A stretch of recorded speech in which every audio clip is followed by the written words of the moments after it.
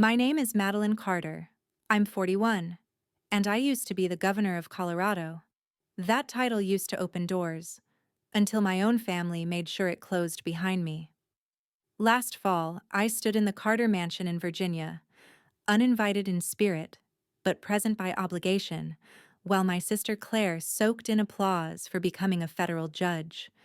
They staged a party like a courtroom, polished, scripted, and ready to strike. My mother gave a speech. She toasted the daughter who made us proud. She never said my name, not once. My chair was at the edge of the room, near the sideboard, like I was a caterer who'd overstayed her shift. But they didn't expect Judge Hamilton to walk in and call out across the room, "Welcome back, Governor Carter." Present tense. The silence that followed was louder than the applause that came before it.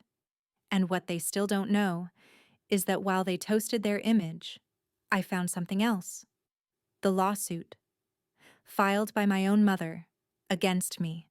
Before I tell you what I did next, tell me, have you ever been erased by the very people who were supposed to protect you?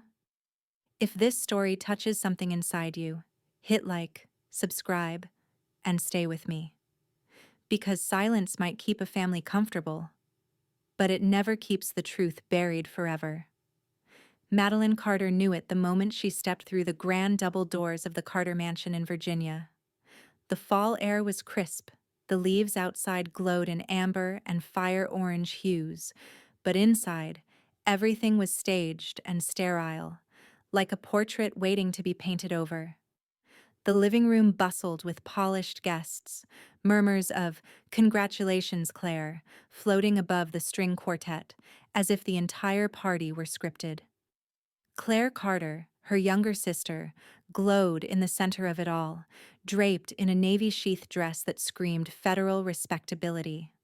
Madeline, in a tailored charcoal suit that still carried the faint scent of last week's hotel stay, stood unnoticed near the entryway. It had been 7 years since she left the governor's mansion, 5 since she last attended a family function. This one she couldn't decline.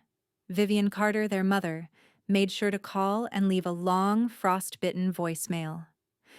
"Your sister is about to become a federal judge. We expect the whole family present. I trust you'll behave." That last word stuck with her. Behave. As if she were the family scandal that needed to be managed. The party swirled around her, and no one made space. She watched as the seating was arranged without her input.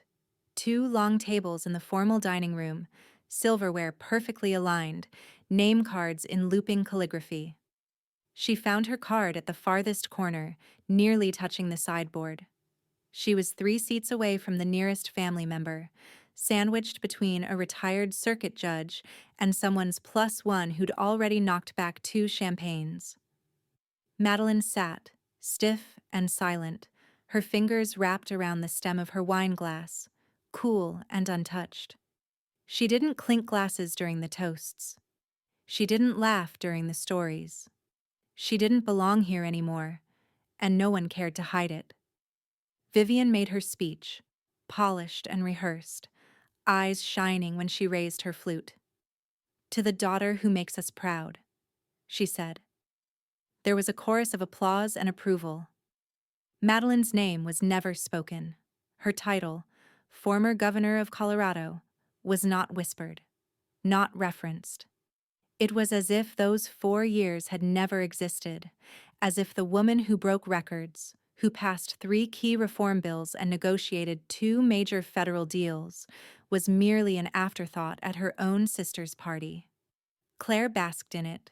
She stood with effortless poise, speaking about justice, responsibility, and the legacy of public service we're privileged to continue.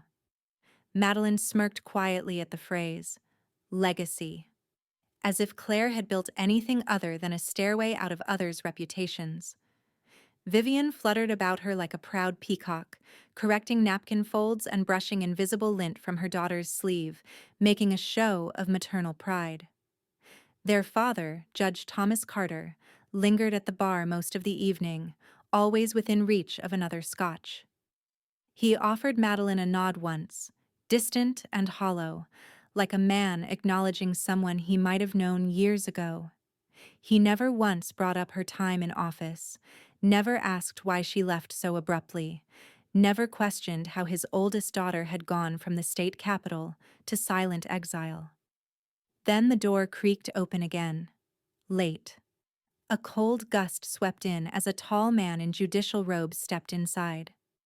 Judge Hamilton, a senior justice from the Eastern Circuit, blinked at the room, scanning the heads until his eyes caught hers. And then, in full voice and with undeniable warmth, he said, "Well, I'll be damned. Welcome back, Governor Carter." His voice sliced through the chatter like a courtroom gavel. Silence fell like a curtain. Every eye turned to Madeline. Claire stiffened. Vivian's hand, mid-air above a platter of canapes, froze. Even Thomas set his drink down. Madeline didn't move. Her hand still touched the glass, but she didn't lift it. Her lips curled into something ambiguous. Was it a smile? A warning? She didn't stand, didn't reply. Her pulse throbbed just under her skin. Something had broken, quietly, efficiently. It wasn't anger, not exactly. It was the click of a door in her mind, once locked, now ajar. She leaned back slightly, her face unreadable, eyes drifting back to Claire. The room fumbled to resume its rhythm, but it couldn't. The illusion had cracked. Madeline Carter, erased, dismissed, buried, had just been called by the one name no one dared utter here. Not ex-governor. Not Ms. Carter. Governor. Present tense. It was enough to shift the air in the room. Claire tried to regain her smile. Vivian clutched her pearls. Thomas looked away. Madeline didn't toast, didn't flinch, didn't blink. But in her silence, something stirred. A promise? Maybe. Or a warning. The glass at her fingertips remained still, cool as her stare. And beneath it all, in the quiet edges of her mind, a slow, measured thought began to form. They wrote me off once. They won't survive me the second time. The party had waned, but the performance lingered. Empty glasses clinked as servers cleared plates, and guests gathered their coats with murmured farewells. Madeline stayed seated near the fireplace, where the embers burned low and soft against the polished brick, her fingers tracing the rim of a forgotten teacup. Claire still stood in the center of the room like a living statue, accepting final congratulations from admirers and mentors, her laughter sharp and effortless. Then came the voice. Professor Aldridge, one of her father's old colleagues from Yale. "Before everyone leaves," he said, clapping his hands together with ceremonial enthusiasm, "let's have a traditional Carter photo. A family legacy moment, yes?" Heads turned. Faces lit up. A camera was fetched. And in that moment, a familiar unease settled in Madeline's stomach. Claire smiled radiantly. Vivian tilted her head like a peacock sensing an opportunity to strut. Judge Carter adjusted his collar. The living room was rearranged with quiet authority. Chairs pulled back, bodies aligned, the family legacy frozen for one perfect frame. Madeline stood slowly, smoothing the front of her blazer, expecting nothing but trying to maintain dignity. She was halfway to the group when she heard her father's voice, too casual to be accidental. "Let's do the traditional one first." There was a pause, subtle but brutal. No one looked at her, not even Claire. Vivian turned, half-heartedly gesturing toward her. "We'll take another with everyone after," she said, like an afterthought, like a host indulging a stranger. Madeline stopped, heels sinking slightly into the plush rug as the others closed ranks. Claire in the center, flanked by her parents. Cousins gathered on the sides. Thomas placed a hand behind his wife. The camera flashed. Again and again. No space was made. No arms opened. No one said her name. Madeline stood just beyond the frame, still within sight but not within meaning, watching them laugh, blink, pose. The artificial smiles, the well-placed hands, the rehearsed legacy. It was a portrait of omission. She took a half step back. Another. The chandelier's light glinted across the camera lens as the flash flared again, and in that brief moment, her own reflection in the gilded mirror behind them seemed to fade, the light piercing through her like she wasn't really there, like she was a shadow passing through a painting already complete. No one said, "Come join us." No one noticed when she turned away. In the hallway, the silence felt thicker than the crowd's noise. She walked past portraits of judges, law professors, and founders, her family's curated history, until she reached the base of the staircase. There, as if summoned by ritual, Vivian approached. The party was ending, her hair still immaculate, pearls undisturbed. She didn't say a word at first, only glanced around to ensure they weren't overheard. Then, slipping a folded slip of ivory paper into Madeline's palm with the grace of a seasoned conspirator, she whispered, "Don't cause trouble." Her tone was honey-laced, almost maternal, but the edges were serrated. "This family's reputation cannot be tarnished tonight." Madeline didn't open the note right away. She stood still, the paper cold in her palm. Her mother already walking away with the certainty of someone who believed the last word belonged to her. For a moment, Madeline considered crumpling it, but she didn't. Instead, she walked out onto the back terrace, where the wind carried the scent of pine and burnt leaves. In the distance, the flash of the camera still lit the windows, capturing images she would never be part of. She opened the paper finally, reading the sentence again. Simple, sharp, clean. Don't cause trouble. As if her very presence was disruptive, as if her silence wasn't enough of a compromise, as if she hadn't already swallowed years of betrayal, dismissal, and exile. She leaned on the stone railing, the paper crushed slowly between her fingers. That note wasn't just a warning, it was an indictment. Vivian hadn't come to reconcile, or invite, or ask. She came to preemptively control. To remind Madeline of her place, not as a daughter, not even as an outsider, but as a potential threat to be managed. And that meant one thing: they still feared her. Not because of what she had done, but because of what she could still do. That single flash of recognition earlier from Judge Hamilton had cracked something open. The fact that Vivian felt the need to issue a warning now confirmed it. Her absence still had power, and power could be sharpened. Back inside, the family's laughter floated out through the French doors. Claire's voice rose above the rest, rehearsed and flawless, but Madeline no longer heard the words. Her eyes were on the stars, cold, distant, shining. Somewhere inside her, a quiet fire began to gather.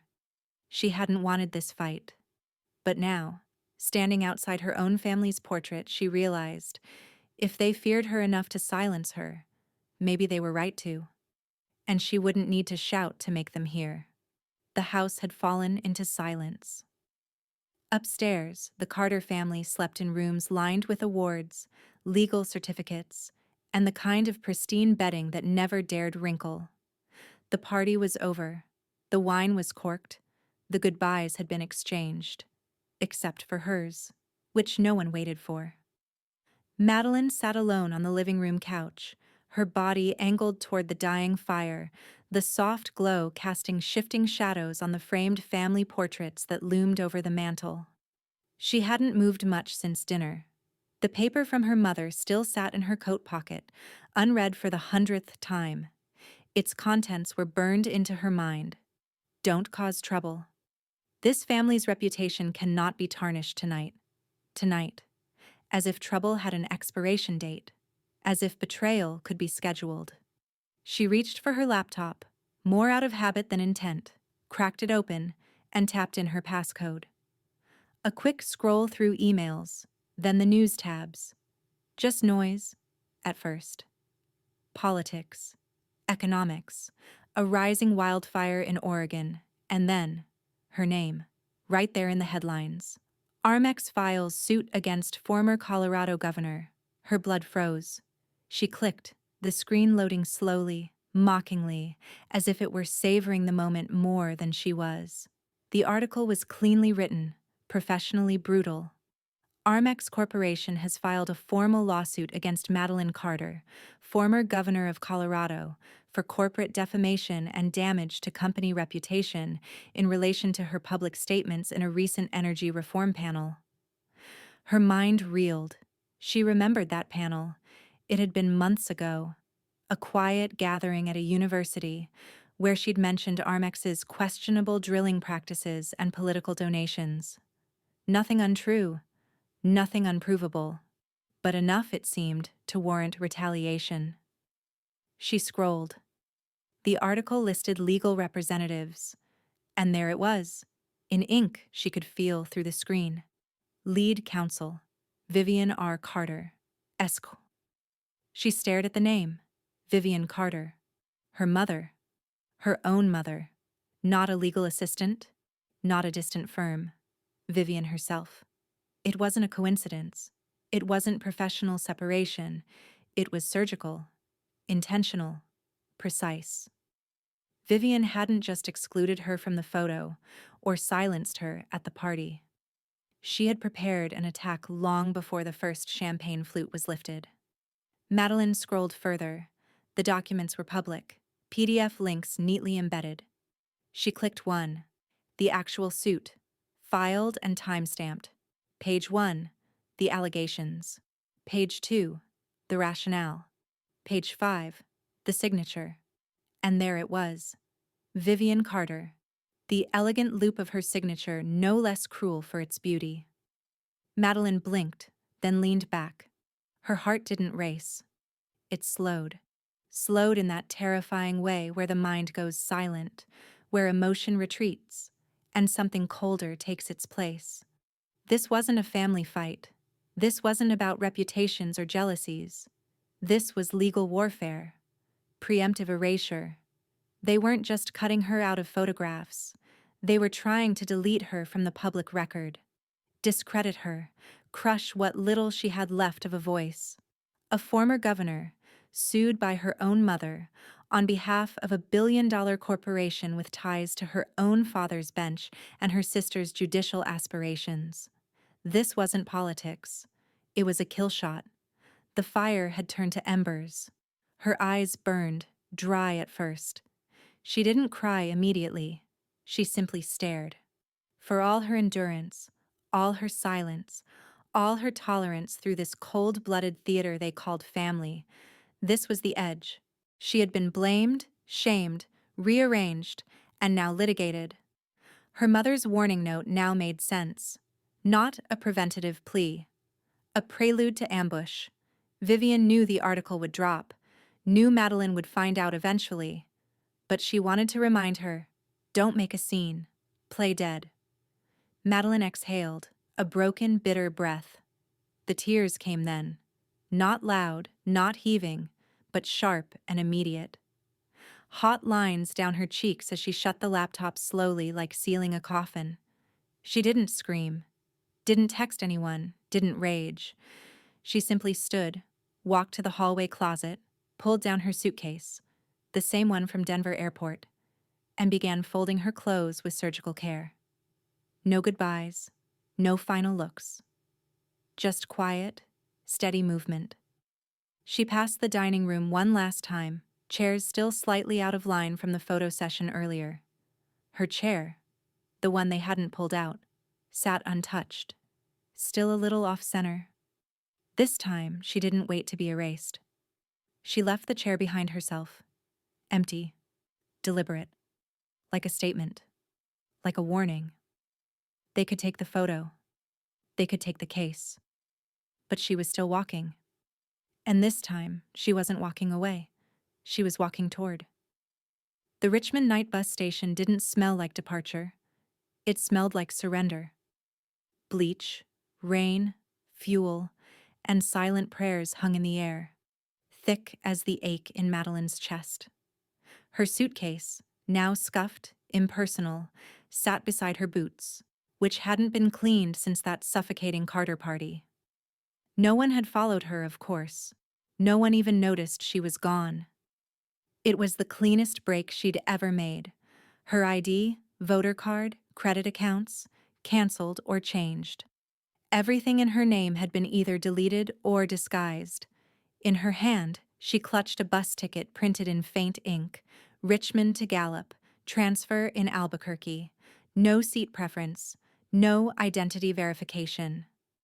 She was just another night traveler on a long-haul coach line, a shadow. Exactly what they wanted. Let her vanish, she imagined Vivian saying, voice wrapped in silk and poison. Let her slip into obscurity. Well, Madeline would oblige, but on her terms.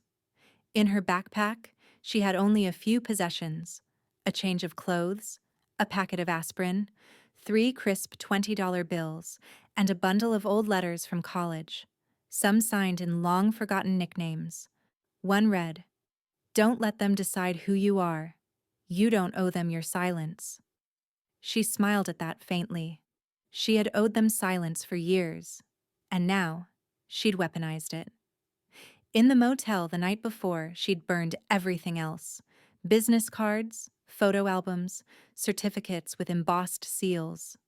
Every trace of Madeline Carter became ash. Every article that once called her America's youngest female governor, gone. All but one thing: a crumpled napkin with a handwritten phrase from a Denver cafe waitress years ago, which said, "You were kind to me when you didn't have to be." She folded that carefully and slipped it into the lining of her coat. Her name didn't matter anymore. Her actions would have to speak instead. By the time the sun began stretching over the New Mexico mesas, she was already half asleep on the final bus. Gallup's welcome sign was chipped. The station was a gas stop more than a destination. The air was dry and tinged with desert dust, and for the first time in years, she inhaled fully. No microphones, no obligations, no Carter eyes watching her. She found a cheap roadside motel run by a Navajo widow who spoke little but saw everything. "You knew?" the woman asked. Madeline nodded. "What's your name?" The hesitation lasted only a blink. "L.S. Arlen," she said. Letters she'd chosen from college memories, initials from essays she once submitted anonymously, years before politics ever touched her skin. "No ID?" the woman asked. "No problem. You pay in cash?" Madeline nodded again, and the door key clicked into her hand like a small permission slip to vanish. She worked the night shift in the back of a diner by day 4, washing dishes, prepping onions, never looking anyone in the eye. At night, she scrubbed floors in the county night clinic 2 blocks away, taking over the mop from a boy who needed to study for nursing school. He never asked her anything. People in Gallup had no time for questions. They lived in the answers they could earn. She liked that. Her hands, once gesturing to senators and news crews, were now red from bleach, knuckles raw, but real. She moved in rhythms: rinse, dry, fold, scrub, mop, repeat. She didn't check the news. She didn't speak her full name. She just existed. And that, surprisingly, was enough. One night, as she wiped down the back hallway of the clinic, a burst of urgent voices spilled through the front door. A woman had rushed in, speaking only Spanish, her shawl clutched around her like armor. She looked lost, breathless, her eyes scanning the room as if searching for permission to collapse. The receptionist was on break. The nurse hadn't arrived. Madeline stood frozen at first, mop in hand, heart racing not from fear but from memory. This was what she used to do: step into chaos, solve problems, serve. The woman's voice trembled. "Ayuda, por favor. Mi hija. No respira." Madeline slowly stepped forward, placing the mop down, her eyes softening. She reached out, gently touched the woman's shoulder, and without thinking, spoke in calm, practiced Spanish. "Tranquila, señora. Vamos a ayudarla." It came back like water finding its old path. She didn't need a podium. She didn't need press coverage. She just needed to be useful. That moment in the half-lit corridor of a forgotten clinic meant more than her campaign launch ever had. She smiled. Real. Small. Healing. For the first time in what felt like a lifetime, she didn't feel erased. She felt present. Not as a Carter, not as a ghost. Just as someone wiping floors who could still make a difference. And that, for now, was everything. The smell of antiseptic still clung to Madeline's sleeves as she stepped out behind the night clinic, where trash bins overflowed with used gloves, cracked mop handles, and the brittle remains of a system held together by exhausted hands. The sky above Gallup stretched wide and silent, stars flaring like flint sparks across the desert black. She had finished her shift early, the mop bucket emptied, the windows wiped until they reflected back someone she almost didn't recognize. L.S. Arlen, anonymous, unimportant, invisible. But earlier tonight, she hadn't been invisible. She had been the only one who understood the old woman's panic, who could speak enough Spanish to calm the fear, who knew which form to grab and which words to circle. And someone had noticed. His name was Miguel Alvarez, a soft-spoken man in a denim shirt and worn leather boots, who had watched her from the waiting room with eyes too knowing to be casual. Now, as she stepped behind the building to breathe, he stood there holding 2 coffees in paper cups, steam rising gently in the chill air. "I figured you'd be back here," he said, handing her the cup. "You always disappear when it's quiet." She took it without a word. He didn't press. After a moment, he added, "I was inside when you helped Senora Reyes." That was quick thinking. Not many people could have done that. Madeline stared into the cup. Anyone could have. Miguel tilted his head. No, they couldn't. They stood in silence until he spoke again. "Did you study law?" The question was too precise, too loaded. She paused. "I know how to read government documents," she said finally, voice even. "That's all." He nodded, accepting the half-truth like it was a full confession. "That's more than most of us can say."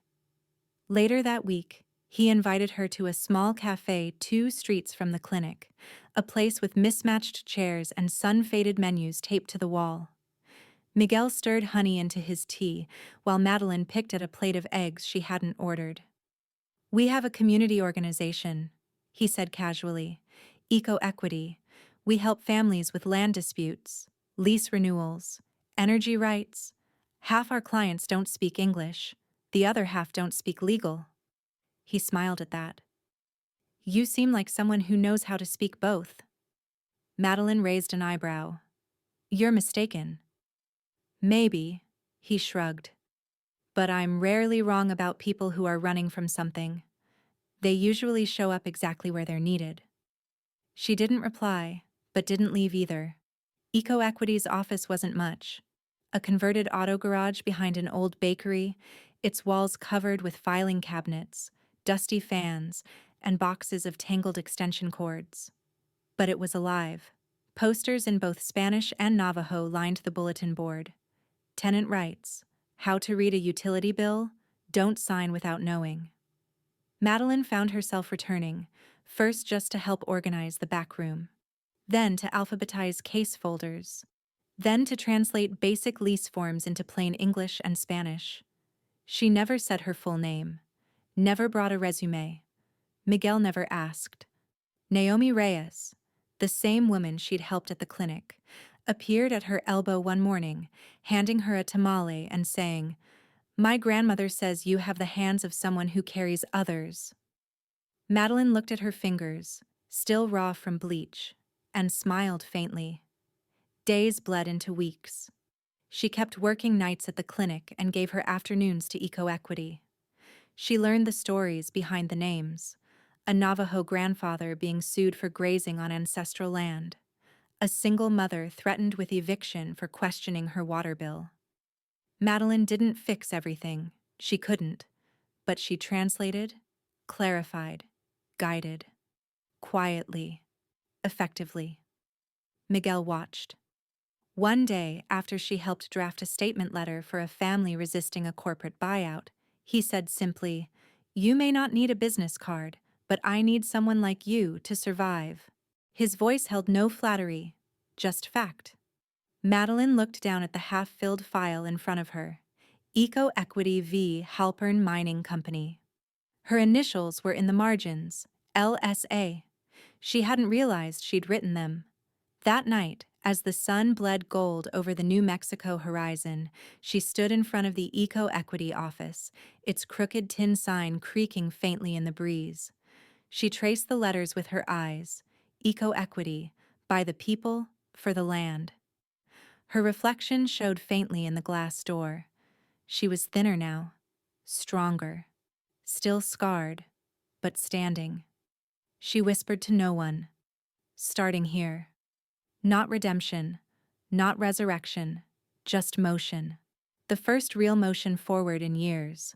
The cracked ceiling of the old church creaked with every gust of wind, but the benches were full, again.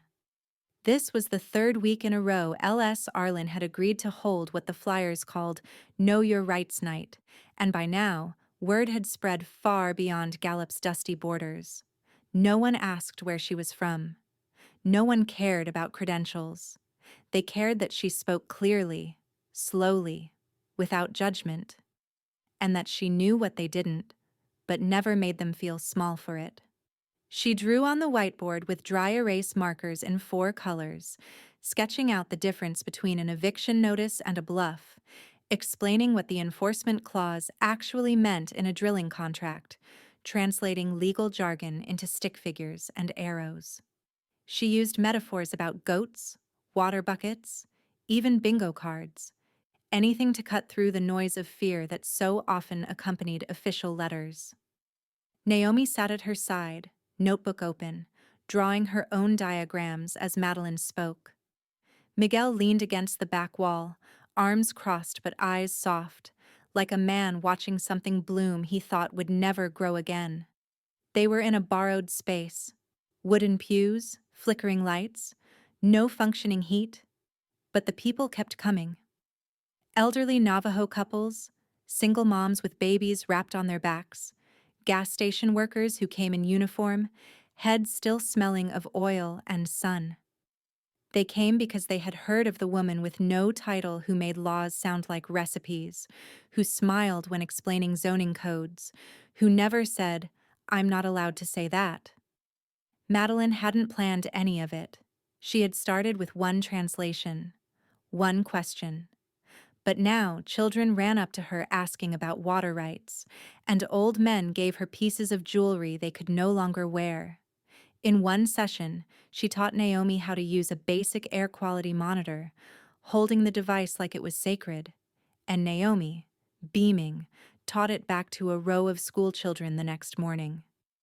The shift was slow but certain. Officers from the Energy Board would show up at town hall with pamphlets and deadlines, but residents began turning to her afterward, asking, "Is this true? Can they really do this? Will you read this first before we sign?" And Madeline, never Madeline, only LS, would nod, take the paper, and respond not as an expert, but as someone who cared. Her tone was soft but firm, her words careful, her Spanish cleaner now, her Navajo still only fragments, but spoken with effort. The people responded not because she was powerful, but because she made them feel powerful. In one unforgettable night, a silver-haired elder stood up after she finished explaining a complex gas lease renewal process, his hands shaking as he clutched the flyer she had annotated. "I thought the law was only for them," he said, voice catching. "But tonight, I understand it can help me, and I'm not afraid anymore." Silence fell over the room. Madeline said nothing, but her throat tightened. Miguel looked down, blinking fast. Naomi wiped her eyes. It wasn't a victory speech, but it felt like one. When she returned to her room at the back of the motel that night, her usual route through the alley behind the diner, past the clinic dumpsters, she felt a strange lightness, like her footsteps had left the ground for a few seconds longer than usual. The desert air was cold, but she was too full of warmth to notice. The moment the door clicked shut behind her, she dropped her canvas bag, peeled off her coat, and reached for the kettle. But before the water could boil, her laptop chimed. One new email. No sender. No subject. Curious, she opened it. There was no message, only an attachment. She clicked. The image loaded slowly. First a cluster of people, then formal clothing. A banquet hall. A flash of recognition. Her eyes narrowed. It was a family photo. One taken last year. Judging by Claire's dress, the same one from her judicial confirmation party. Everyone was present. Vivian, regal as ever. Thomas, stiff but camera-ready.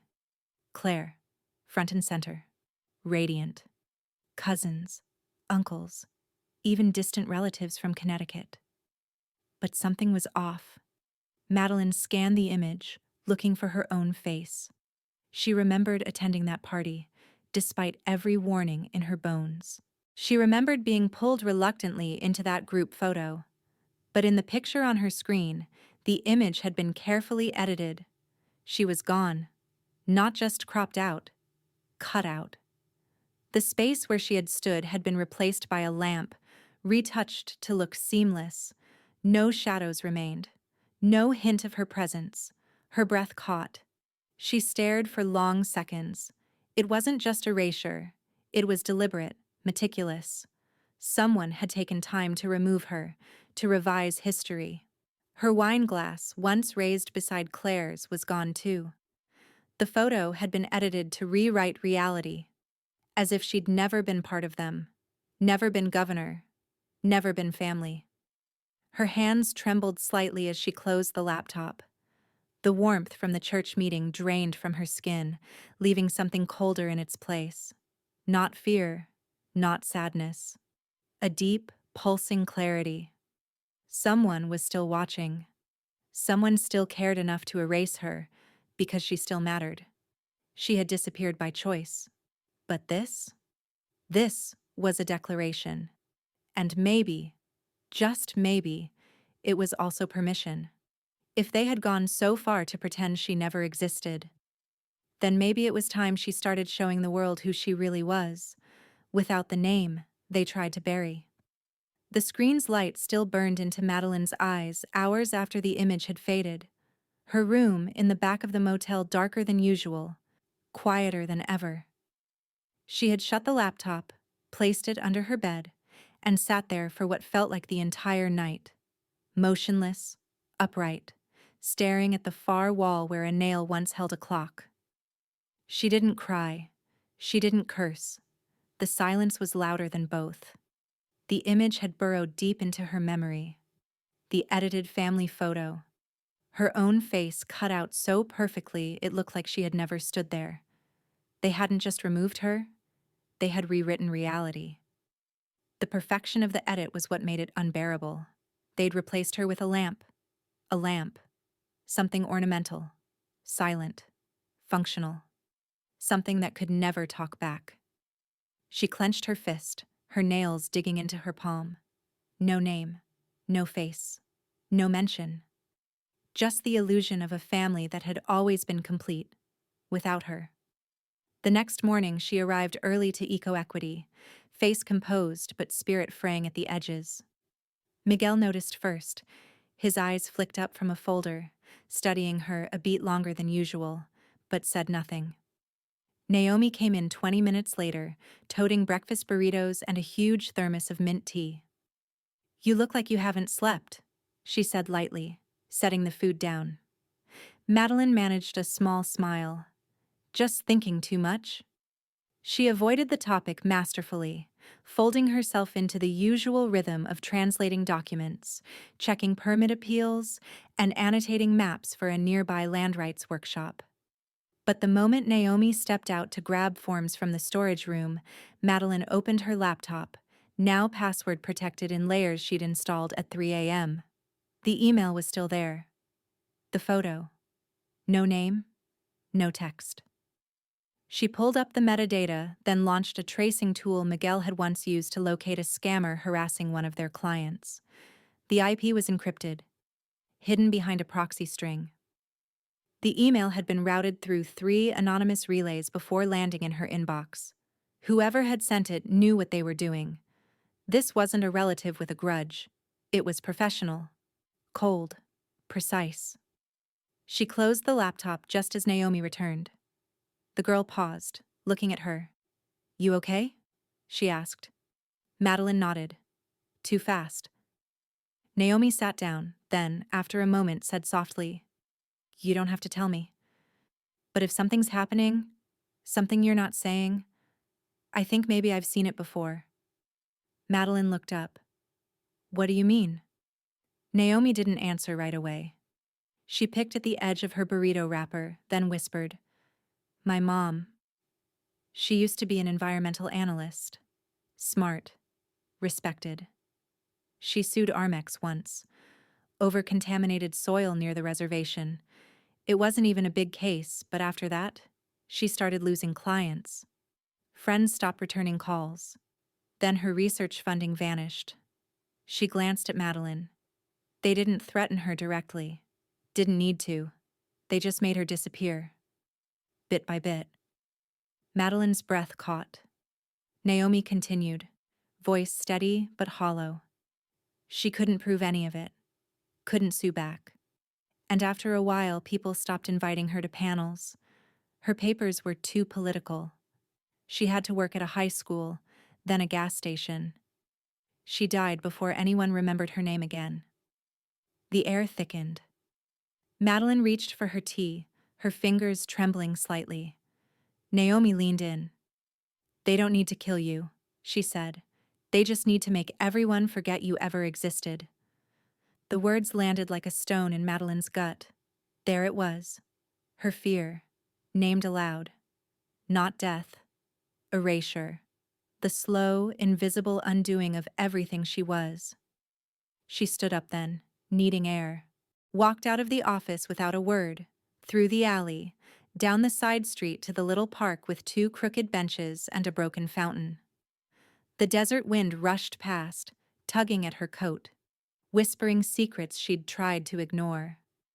She sat down on the farthest bench and stared at the cracked concrete, mind racing. They were still watching, still reaching, still pressing on her neck from miles away. But something had shifted. Naomi's voice had lit something buried, something too deep for grief, too sharp for fear. She couldn't run anymore. That option had passed. If they were rewriting history to erase her, then it meant she still mattered. Her absence still threatened them. She looked down at her hands, raw, calloused, stained from ink and bleach, and whispered, "They won't be able to do that." It wasn't a threat. It was a promise. One made not just to herself, but to the young woman beside her, to the forgotten women before her, and to the record they all deserved to leave behind.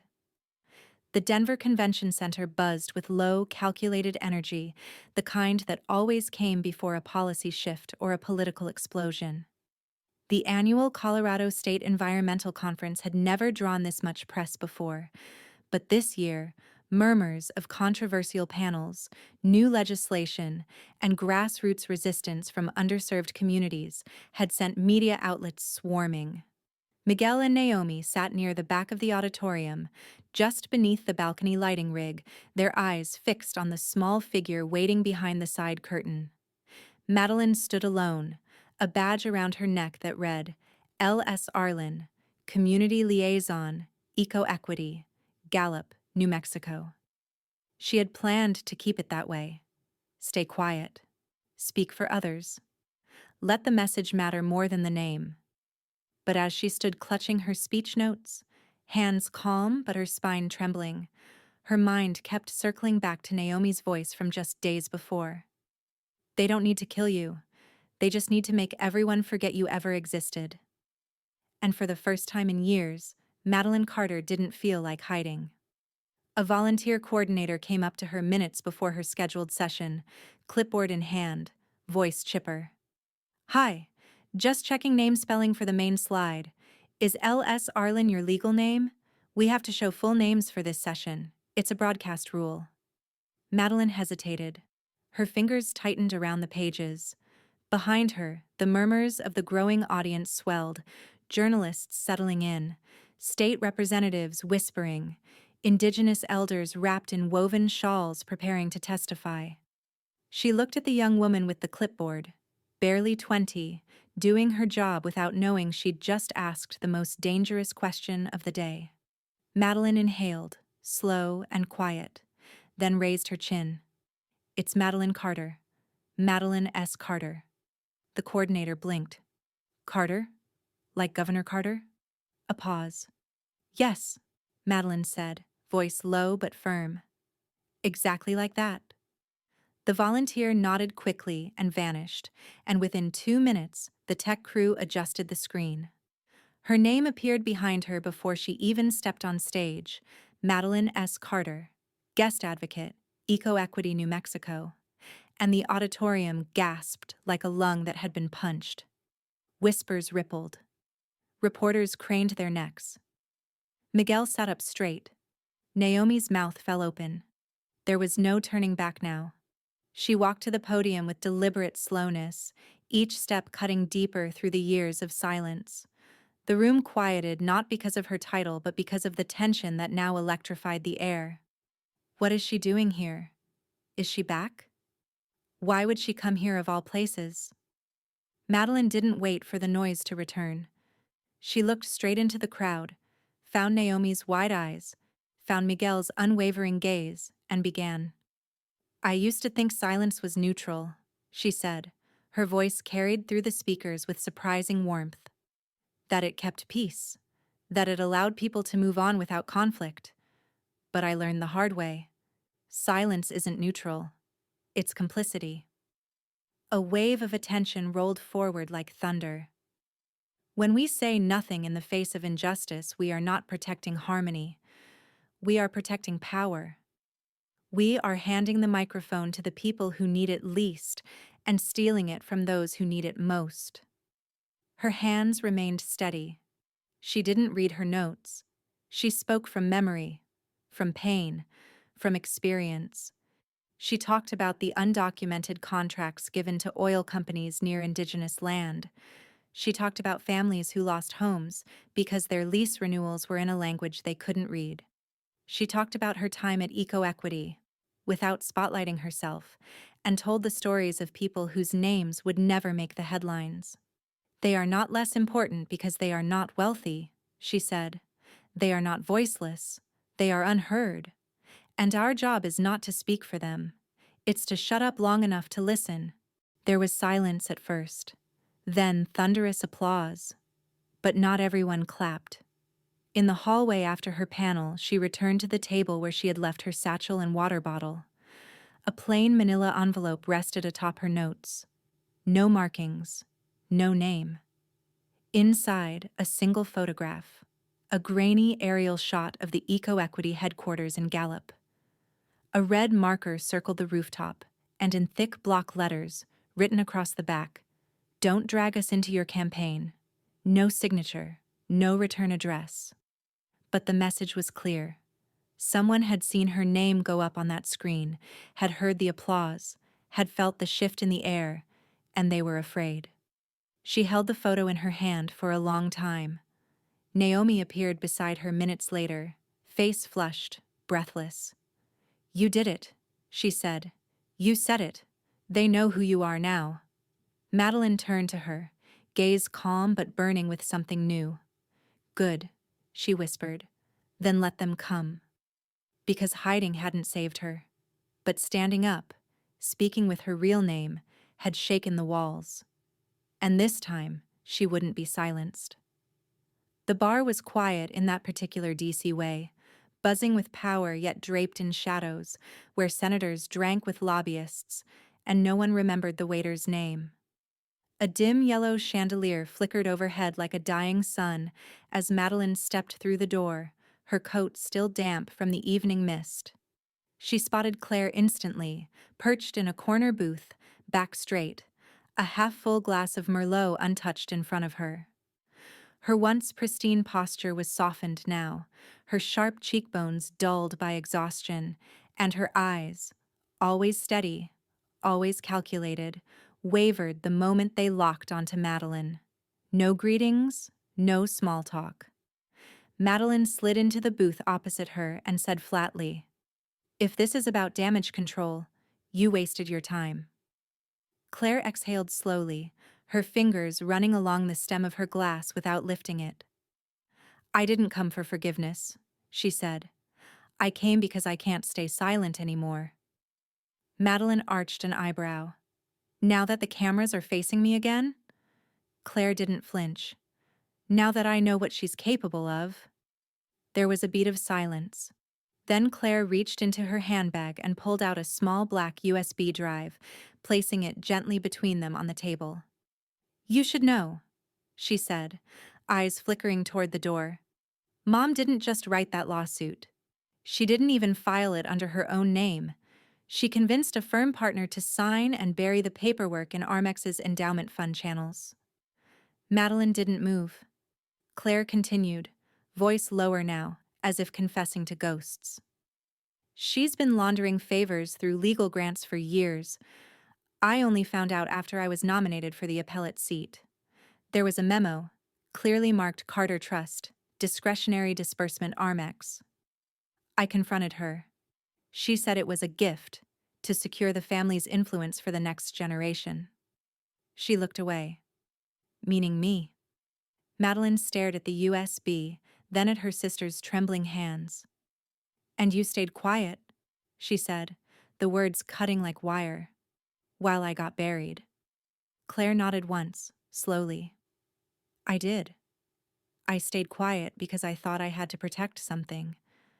But I think I was just protecting myself." Her voice cracked on the last word.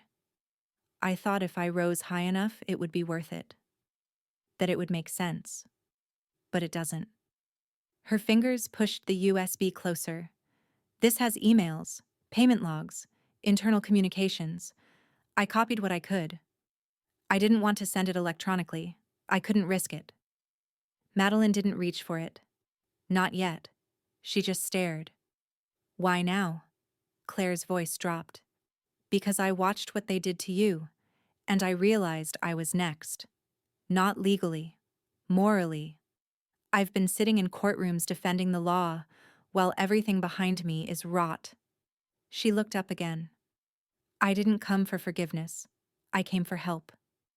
Madeline's lips curled, more fatigue than contempt. "Then you came to the wrong sister," she said. "The one you abandoned.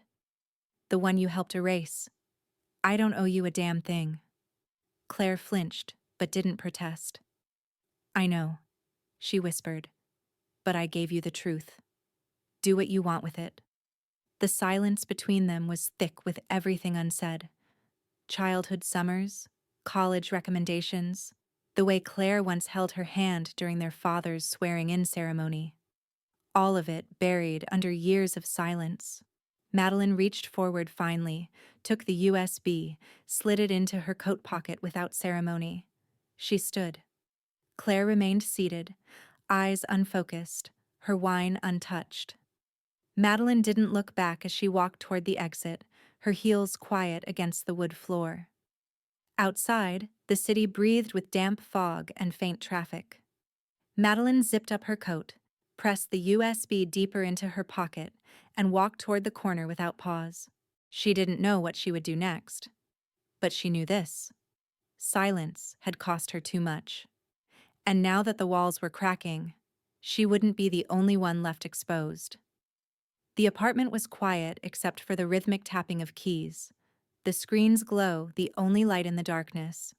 Outside, Denver slept under a heavy coat of early snow, city lights dimmed by the storm front. Inside, Madeline sat hunched over her laptop at the kitchen counter, papers strewn around her like relics of a war long denied. The USB from Claire had yielded more than she expected. Email threads masked under charity codes, money flowing from Armex to a discretionary fund labeled Legacy Advancement, legal memos drafted by Vivian Carter but signed by proxy firms across 3 states. She read through them once, then again. With each paragraph, each transaction, the silence in her chest deepened. Not from grief, but from precision. This wasn't just corruption. This was generational architecture, designed not to enrich, but to entrench. These weren't bribes. They were inheritance blueprints masked as benevolence. Her hands shook, but not from fear, from momentum. As she began to type, the words came faster than she could process. Legacy Disclosure Act, Draft 1. The cursor blinked under the title, waiting. She didn't need inspiration. She needed vengeance. Not of the personal kind, but systemic. If they could use the law to erase her, then she would use the law to expose the entire machine. The bill would require any elected, appointed, or judicial official to publicly disclose not only personal financial holdings, but those of immediate and extended family, trusts, and endowments.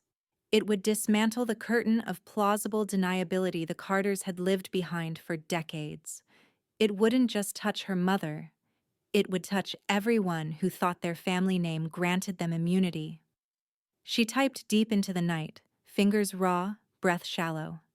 At one point, she paused and looked up, half expecting the sharp voice of Jessie Lynn, her former assistant, to whisper corrections from the couch. She could almost hear it. "Madam Governor, you're building a bomb.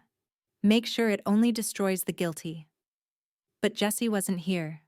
Just a ghost of conscience reminding her that justice wasn't vengeance, but sometimes it had to look like it. She whispered to the darkness, "I know what I'm doing," and resumed typing. There was a soft knock at the door. Naomi's voice. "Mads? You okay?" Madeline didn't answer. Not out of cruelty, but necessity. Naomi didn't need to see this. Not yet. Not until it was finished. The sound of retreating footsteps faded, leaving only the hum of the refrigerator and the quiet click of the keyboard. She inserted bullet points. Disclosure timeline. Public registry clause.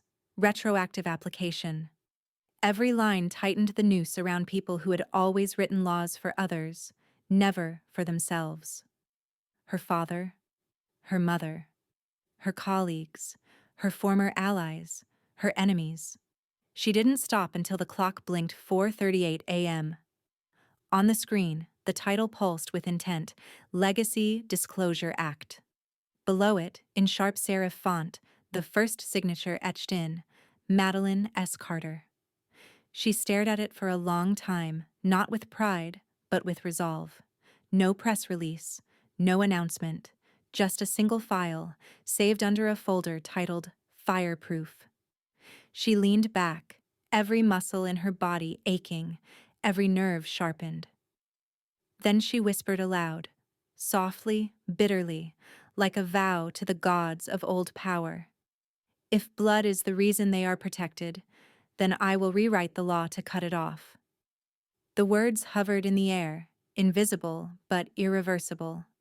They would one day be quoted, dissected, politicized, and screamed back at her on television. But tonight, they were a promise made only to herself. The storm outside began to thicken, but Madeline didn't look away from the screen. The war they started in her name would end in their legacy. Not with a bang, but with a bill. The Colorado State House never felt colder than it did at dawn, the marble floors echoing each footstep with surgical precision, the hallways filled with the low murmur of anticipation, suspicion, and hunger for spectacle. Madeline Carter walked through its double doors alone, the sharp click of her boots trailing behind like punctuation marks to a sentence she hadn't finished since the day she resigned. Her hair was tied back, no press team flanking her, no security detail, no handlers. Only a thick folder in her left hand and a single purpose written into every line of her face. Cameras followed her now, not because of her last name, but because of the law she carried. The Legacy Disclosure Act was no longer just a quiet file drafted in the dead of night. It was now a political weapon, a moral statement, and for some, a declaration of war. As she approached the podium, the room quieted, not with reverence, but tension. The legislative floor was packed. State senators, lobbyists, policy analysts, and local activists lined the upper gallery. Press cameras hovered like vultures, hungry for either brilliance or collapse. Madeline opened the folder, placed the bill on the podium, and spoke. "This is the Legacy Disclosure Act," she began, voice calm but unshakable. "It requires every elected official, appointed judge, and state executive to disclose not only their personal financial interests, but those of their spouses, children, siblings, and parents. Retroactively, publicly, permanently." Her eyes scanned the room, pausing at the faces she knew, people who once smiled for holiday cards with her family, people who still dined with her mother. This law is not about politics. It is about the foundation of public trust and the quiet destruction caused by secrets protected under the banner of family. A ripple of murmurs stirred the chamber. One member, Representative Dale Hoffman, gray-haired, smug, an old friend of Judge Thomas Carter, stood abruptly. "This law isn't about transparency," he declared, jabbing a finger. "It's a vendetta. You're trying to punish families. You're trying to destroy your own." A few claps rose, mostly from the old guard.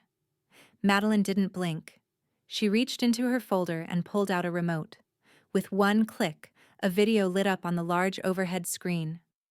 The footage showed a Navajo woman standing outside a trailer, wind slicing through her hair.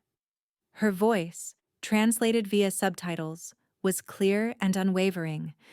If the law only protects rich relatives, it is not a law. It is witchcraft. It is a spell cast by blood and money to keep us quiet. Silence followed. Deafening. Even the reporters froze.